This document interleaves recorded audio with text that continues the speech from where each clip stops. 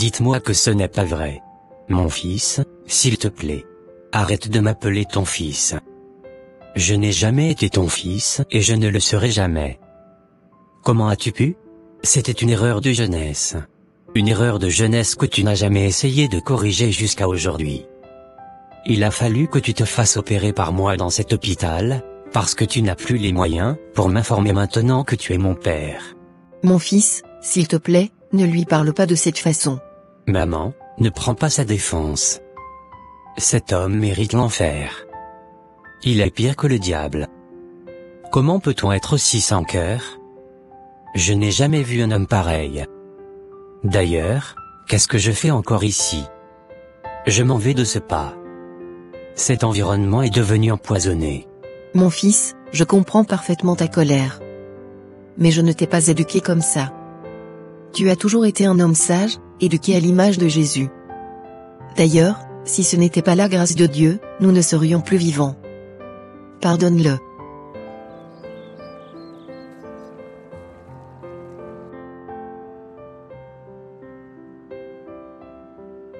Qu'est-ce que tu fais, Sylvain? Voyons, chérie. Ce soir, je voudrais qu'on s'amuse un peu.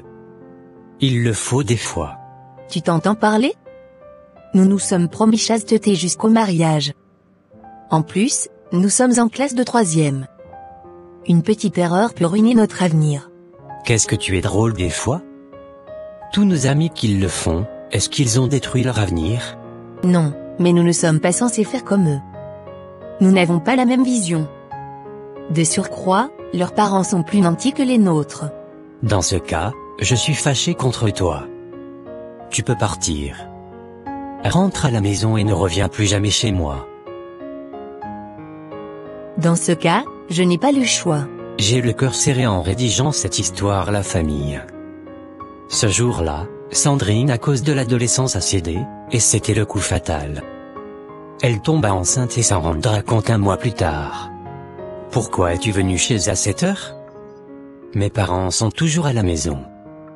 Ils ne sont pas encore partis au travail. Je n'ai pas vu mes menstruations depuis plus d'une semaine déjà. Quoi? Tu n'as pas vu tes menstruations? Et qu'est-ce que cela peut bien signifier? Je suis enceinte, Sylvain. Je suis enceinte. Tu es enceinte? Comment est-ce possible? On l'a fait une seule fois. Et c'était avec toi. Je n'ai jamais connu d'homme. Tu as été la première personne à me toucher. Arrête. Parle doucement. Veux-tu que mes parents nous écoutent? Viens, on va aller sur la terrasse. Je ne vois qu'une seule alternative pour cette grossesse, il faut l'enlever. Nous sommes encore trop jeunes. Tu t'entends parler? Veux-tu ajouter un péché à celui que nous avons déjà commis? Écoute Sandrine. Tu es la seule fille que j'aime. Avorte celle-ci, quand on sera mariés, on peut décider de faire des enfants. Pourquoi veux-tu nous ruiner la vie? J'ai assez écouté tes conneries. Tu devrais y penser à plusieurs reprises avant de venir vers moi. Écoute, je te donne une semaine pour penser. Passé ce délai, je vais informer mes parents, et ils viendront directement en parler avec les tiens. Je m'en vais. Sandrine, attends, on ne peut pas se disputer pour un sujet aussi simple. Sandrine quitta très furieuse. Le lendemain, Sylvain, après avoir pensé, décida de prendre le taureau par les cornes. Papa, s'il te plaît, je veux avoir une petite causerie avec toi, si tu as du temps bien sûr. Viens t'asseoir mon fils. Qu'y a-t-il? S'il te plaît papa, je sais que tu as toujours voulu que je travaille bien à l'école, et que je devienne un cadre dans l'avenir. Mais bien sûr, c'est le désir le plus ardent de tout parent. Papa, je suis désolé, pardonne-moi s'il te plaît. Pourquoi parles-tu de la sorte mon fils? Qu'as-tu fait? Papa, j'ai enceinté Sandrine. Quoi?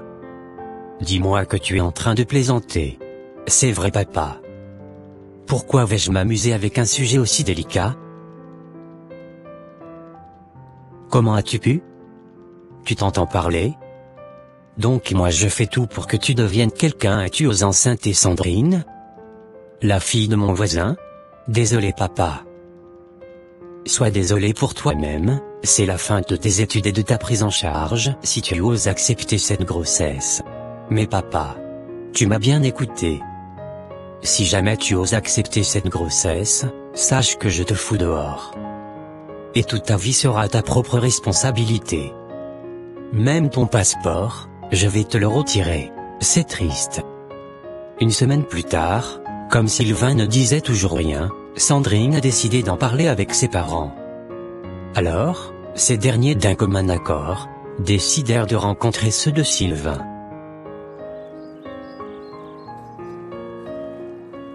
Mon cher ami, qu'est-ce qui vous amène? Mon frère, nous sommes voisins dans ce quartier il y a très longtemps, et nous avons toujours entretenu de bonnes relations de voisinage. Seulement qu'avant hier, ma fille me disait quelque qui, a priori n'est pas du tout bon.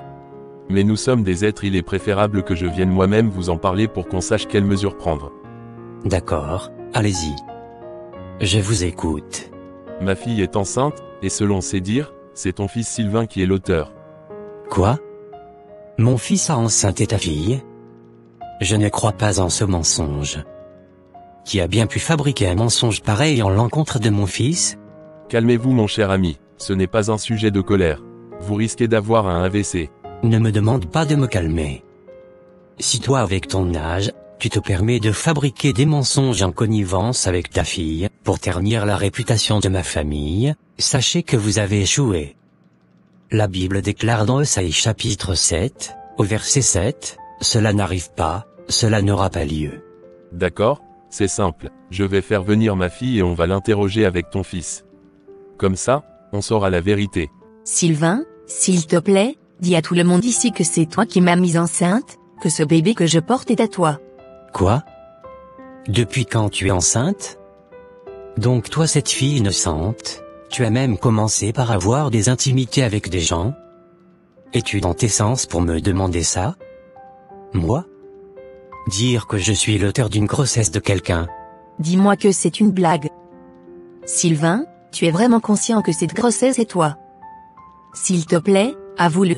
D'ailleurs, si tu n'as rien d'autre à dire, va-t'en. Je lisais mes cours à l'intérieur. Papa, je crois que je n'ai plus rien à faire ici. Si vraiment cette grossesse est de toi, que Dieu soit mon juge. Je te le dis, que Dieu me fasse justice. Devant tout le monde, il a collé une honte inédite à Sandrine et toute sa famille.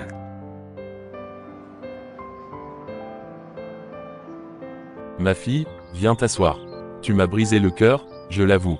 Mais ce n'est pas pour autant que ta mère et moi te crucifions. Je suis vraiment désolé papa. Je n'aurais jamais dû faire ça. Tu vas continuer tes études. Cette grossesse ne sera pas un frein à ton avenir. Ta mère va s'occuper de toi. Et l'enfant, nous lui donnerons notre nom. J'espère seulement que ce vaurien ne va pas un jour se pointer devant ma maison. Si l'autre, il saura que l'argent de son père ne peut jamais m'acheter. Papa, merci infiniment pour tout. Tu viens de me tirer de l'abîme. Je veux te prouver que tu as raison de miser sur moi. Merci papa. Sandrine a donc continué ses études jusqu'à l'université, où elle décrocha une bourse d'études pour le Canada. Elle y passa 10 ans et ouvrit une clinique dont son fils Claude, devenu docteur cardiologue, est directeur général. Tu vois, moi je t'ai pardonné depuis que j'ai compris que celui qui me fortifie est l'Éternel Dieu. Mais mon fils, il aura du mal à le faire. Ne t'inquiète pas, la seule personne à pouvoir le calmer et le ramener à la raison, c'est mon Père. Avec la prière, Dieu le fera. S'il te plaît, fais-le. Je ne veux pas mourir ce poids sur la poitrine. Je sais que j'ai fait plus de mal dans vos vies que je ne l'imaginais. Papa, Oui ma fille. je voudrais sincèrement te dire merci ce soir, pour tout ce que tu m'as fait. Voyons, ma fille, c'est de mon devoir. J'ai juste fait ce qui était normal et qui avait besoin d'être fait. Par contre, j'ai quelque chose de très difficile à te demander. Ne me le refuse pas s'il te plaît. Ça dépend de ce que tu voudras, ma fille. Tu sais que je ferai tout pour te voir heureuse. Même s'il faut que je fasse emprisonner ton mari. Seulement que mon mari est au Canada. Écoute papa. C'est à propos de Sylvain. Je veux que tu lui pardonnes et que tu essaies d'en parler à Claude aussi. Tu sais, j'ai appris à dire merci à Dieu dans toutes les circonstances. Il a fallu que Dieu le laisse nous humilier pour qu'on soit là où nous sommes aujourd'hui. La Bible n'a-t-elle pas dit, l'humilité précède la gloire, et l'orgueil, la ruine? Regarde Sylvain aujourd'hui. Ses parents sont morts et leur bien mis sous scellé. Lui-même est atteint d'un AVC, il n'a ni femme ni enfant. Pourquoi allons-nous en vouloir à quelqu'un à qui Dieu ampute le péché? Vraiment, j'avoue que je suis un peu bouleversé. Ils pensaient tous nous faire du mal, mais Dieu l'a transformé en notre bien. Regarde-nous aujourd'hui, toi fondatrice de la meilleure clinique de la sous-région, et Claude un grand cardiologue international. Je pardonne, et je vais convaincre Claude d'en faire autant. À toutes les jeunes filles qui sont tombées enceintes, ou qui tombent enceintes des hommes qui renient les grossesses, n'avortez jamais. N'ajoutez pas le comble à vos péchés. Au contraire, endurez la punition de Dieu, et demandez pardon en supplication. Quand il aura fini de vous châtier, il vous mettra au sommet. Ainsi, vous réduirez à néant toutes les attentes de ces hommes irresponsables. Et les hommes, arrêtez de rogner les grossesses s'il vous plaît. Tant que vous savez que c'est vous qui avez commis ce péché, assumez-le et demandez la grâce de Dieu. Il interviendra forcément. On dit chez nous, la marmite dont le bord est cassé, est mieux que celle dont le fond est troué. N'oubliez pas de vous abonner. Aimez la vidéo, commentez, et partagez massivement s'il vous plaît.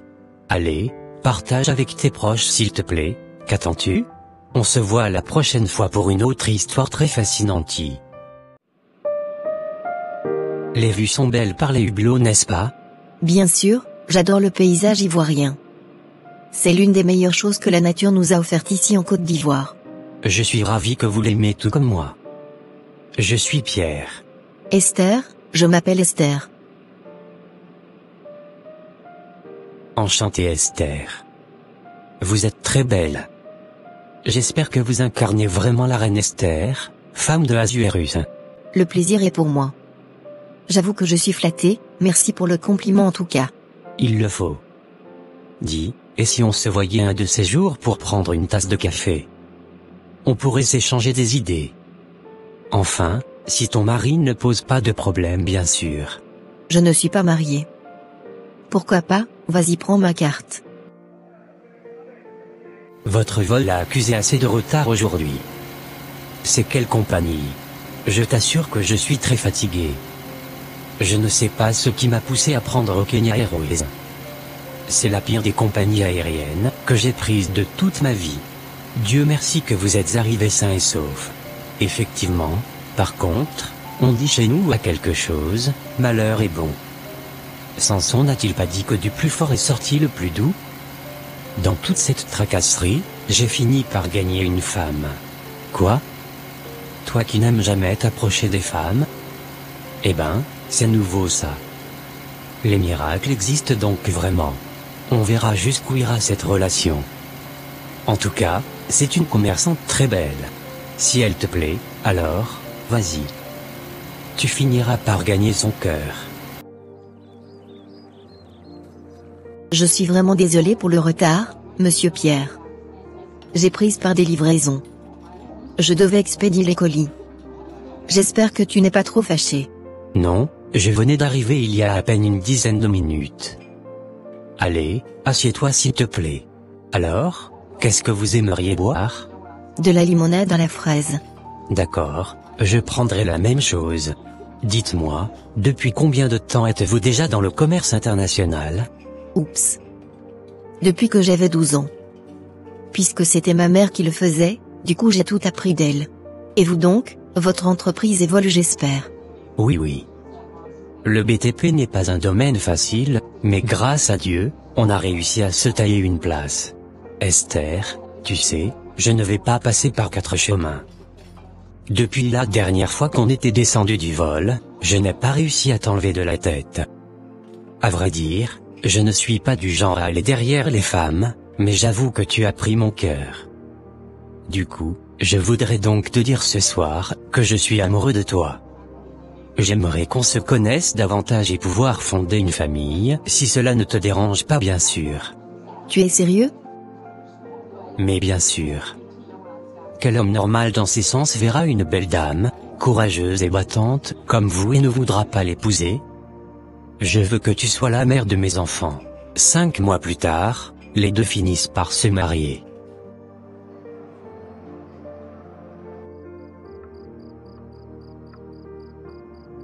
Chérie, qu'est-ce qui te rend aussi pensif? J'ai fait une demande de prêt à ma banque, mais cela risque de prendre près de 6 mois. C'est normal. Ça dépend du montant. tant que c'est une somme colossale. Oui, mais cela risque de me faire perdre ce contrat qui m'est très crucial. Un contrat d'à peu près 500 000 euros. C'est énorme. Dans ce cas, je crois que je peux t'aider. De combien as-tu besoin? 40 000 euros, cela me suffira pour acheter les matériaux nécessaires et de commencer. D'accord, arrête de penser. Je vais te prêter ça.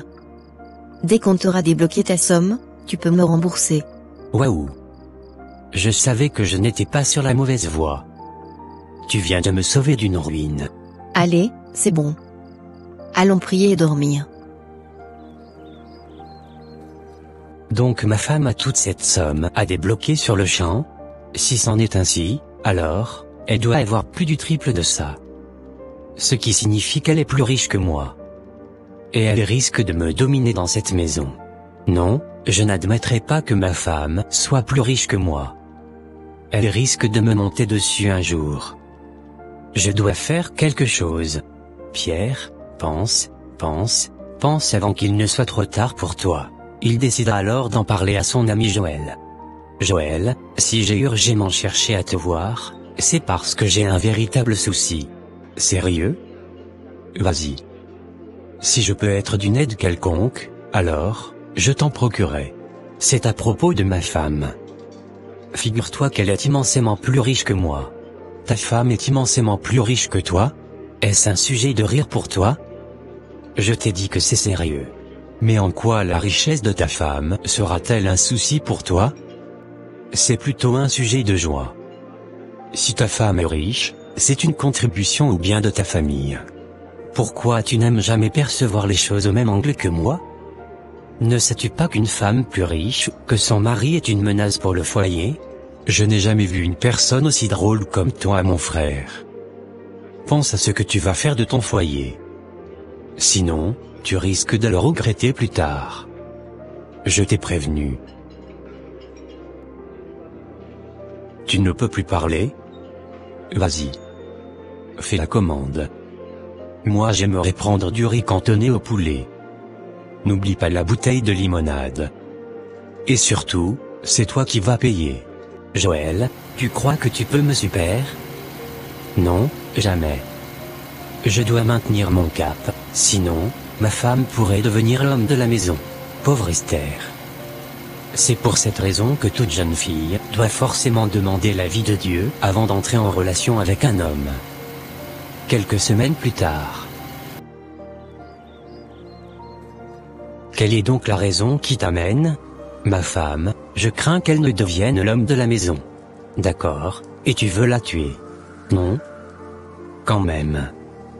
Je ne peux tout de même pas tuer la mère de mes enfants. Je veux juste la rendre un peu malade, afin qu'elle n'ait pas assez d'énergie pour travailler et avoir trop de richesses. C'est très simple. Je vais juste la métamorphoser en un bois et j'implanterai du clou dans son corps. Personne ne peut la guérir à part moi. Exact. C'est justement ce que je veux. Ne vous en faites pas pour l'argent. Je vous paierai très bien. Bien, considérez-le comme déjà fait. Une semaine plus tard, Esther commença effectivement par tomber malade. Chérie, tu t'en vas déjà? Oui mon bébé. Tu ne sors pas du lit aujourd'hui? Je ne peux pas. J'ai l'impression comme il y a des épines dans mon corps. Je voudrais que tu passes par mon bureau et contrôler les activités aujourd'hui. Demande juste au directeur de te montrer les livrets et tu verras tout. C'est aussi grave que ça? D'accord, j'enverrai donc mon chauffeur pour t'amener à l'hôpital. Je ne veux pas que tu sois alité s'il te plaît chérie. Ça y est. Le truc marche très bien. Je prendrai même le contrôle total de ton commerce. Je suis l'homme de la famille, et je demeure tel. Un toast à moi-même. À mon succès, sa femme a dépensé énormément d'argent pour se faire soigner en vain. Alors, un jour, sa caissière lui rendit visite. Élise, merci d'être venue me voir. Aujourd'hui, ça a l'air d'aller. Seulement que cette maladie n'est pas physique. Comment ça? Que veux-tu dire par là? Madame, excusez-moi. Votre bonheur fait le nôtre. Si jamais quelque chose de grave vous arrive, ce sera probablement la fin de ma carrière. Je peux vous assurer que vu les moyens déployés sans succès pour cette maladie, ce n'est pas une maladie physique. Elle est purement spirituelle. Qui pourrait donc en vouloir à ma vie de la sorte? Seul Dieu le sait. Mais je peux vous assurer que Jésus-Christ est capable de vous guérir définitivement et entièrement de cette maladie, sans que vous dépensiez un seul franc. Avec ces pasteurs qui demandent de l'argent à chaque occasion? Non, je ne crois pas. Je vous comprends. Connaissez-vous le camp de prière Jésus est la solution du Togo? Non, c'est nouveau ça. Ils y font quoi? C'est un camp de prière qui a été créé depuis 2002. Je peux t'assurer que sans rien dépenser, avec le jeûne et la prière, Jésus interviendra en ta faveur. D'ailleurs, tu peux te connecter à ce ministère par leur page YouTube et Facebook. L'essentiel, c'est que ton cœur fasse union avec le ministère par le jeûne et la prière et tu verras. D'accord, dans ce cas, je préfère plutôt y aller. Je te donne une permission de 2 semaines. On ira ensemble. Pauvre Esther. Elle pense se faire guérir au camp de prière. Personne ne peut la guérir à part mon féticheur. Dans tous les cas, je profite de la situation. 2 semaines plus tard. Chérie? Comment est-ce possible? Tu es guérie. Bien sûr. Jésus m'a guéri. Pierre n'en revenait pas. Le lendemain, il se dépêcha chez le féticheur. Tu m'as rassuré que personne ne pouvait guérir ma femme. Comment s'est fait-il qu'elle est revenue très en forme, en bon? Quelle est cette puissance qui a essayé de me défier? Nous devons donc refaire le sacrifice.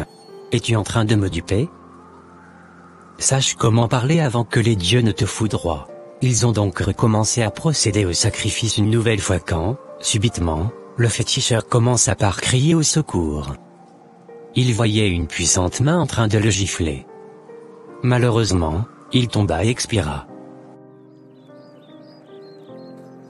Chérie, je suis vraiment désolé pour ce que je t'ai fait subir. Je suis sincèrement désolé, c'était mon orgueil qui m'y a poussé. Tu es mon mari et je t'ai tout donné. Je ne vois pas vraiment pourquoi tu peux être aussi aveugle. Néanmoins, tu demeures mon mari, puisque Jésus est contre le divorce. Mais sache qu'à partir d'aujourd'hui, j'opte pour la séparation des biens. En aucun cas, tu ne te mêleras de mon business. Je crois que ça te va comme ça. Chérie, je suis désolé. Je demande sincèrement pardon. Si ça n'a pas tourné en mal, viendras-tu me dire ces comédies? Esther ma fille. Oui pasteur. Pardonne, et tu seras pardonné. Je sais que tu as été vraiment blessé, mais Jésus nous recommande de toujours pardonner, toujours pardonner. Si vous étiez à la place de ma femme, me pardonneriez-vous? Vos avis dans les commentaires. N'oubliez pas de vous abonner. Aimez la vidéo, commentez et partagez massivement s'il vous plaît. À la prochaine. Merci.